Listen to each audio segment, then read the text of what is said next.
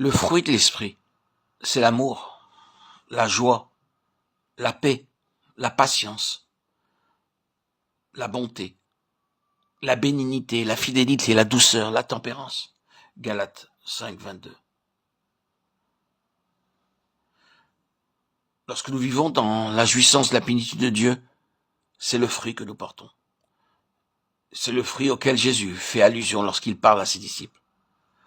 Très souvent, les gens se trompent sur les œuvres qu'ils doivent accomplir pour Christ pour porter du fruit. Mais nous avons à nous souvenir que notre Seigneur est plus attaché à ce que nous sommes qu'à ce que nous faisons pour lui. Nous avons à nous examiner nous-mêmes et voir si nous portons du fruit dans nos vies. Sommes-nous comme la nation d'Israël, qui professait être la vigne en portant des grappes sauvages?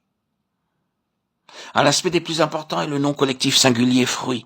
Ce n'est pas fruit au pluriel, le fruit de l'esprit, et tout en un.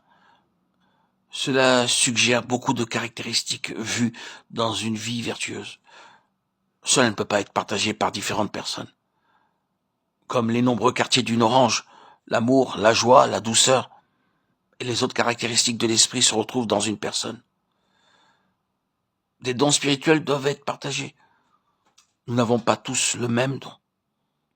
L'un a un don d'enseigner, un autre d'évangéliser, un autre le don de guérison, un autre don.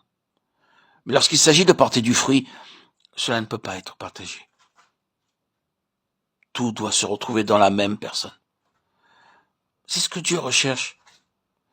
Ces 9 caractéristiques de l'esprit peuvent être résumées en un seul mot. L'amour. Elles sont toutes la manifestation de l'amour. La joie n'est rien d'autre que l'amour qui se réjouit.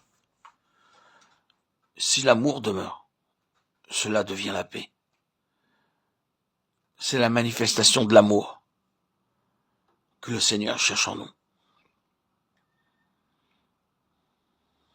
Nous devrions être très soigneux pour définir cet amour.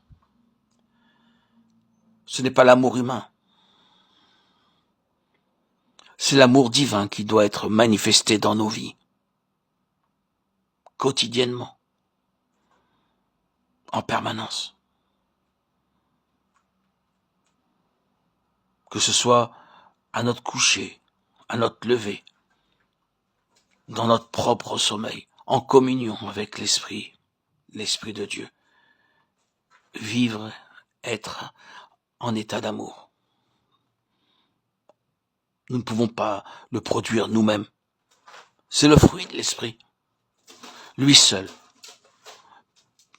peut produire cela dans nos vies.